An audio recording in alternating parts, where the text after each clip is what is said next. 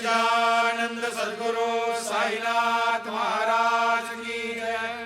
सदा सस्वरूपं चिदानन्दकन्दं जगत्सम्भवस्थान संहारहेतुं स्वभक्तेच्छया मानुषं दर्शयन्तं नमामीश्वरं सद्गुरुं साईनाथं।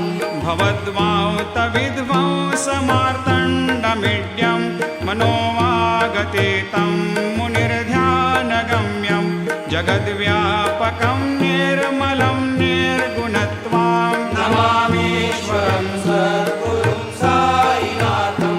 भवाम्भोधिमग्नार्दितानां जनानां स्वपादाश्रितानां स्वभक्ते प्रियाणां समुद्धारणार्थं कलौ सम्भवन्तं नमामीश्वरं सद्गुरुं साईनाथं।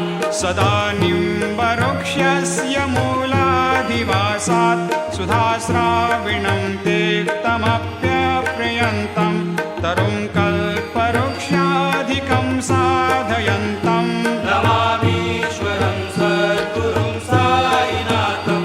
सदा कल्पवृक्षस्य तस्याधिमूले भवद्भावबुद्ध्या सपर्यादिसेवां नृणां कुर्वतां भोक्तिमुक्ते प्रदन्तं नमामीश्वरं सद्गुरुं साईनाथं।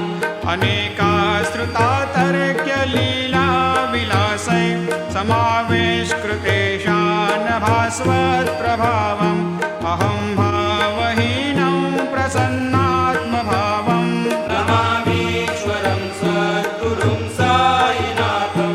सतां विश्रमाराममेवाभिरामं सदा सज्जनैः सस्तुतं सन्नमद्भिः जनामोददं भक्तभद्रप्रदन्तं नमामीश्वरं सद्गुरुं साईनाथं।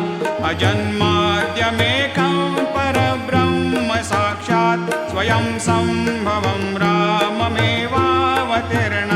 भवद्दर्शनात् सम्पुनीतप्रभोऽहम् नमामीश्वरं सद्गुरुं साईनाथं। श्रीसाईश कृपानिधेऽखिलनृणां सर्वार्थसिद्धिप्रदा युष्मत्पादरजप्रभावमतुलं धातापि वक्ता क्षमः सद्भक्त्या शरणं कृताञ्जलिपुट सम्प्रापितोऽस्मि प्रभो श्रीमत्साई परेशपादकमलान् न्यान्यच्छरण्यम्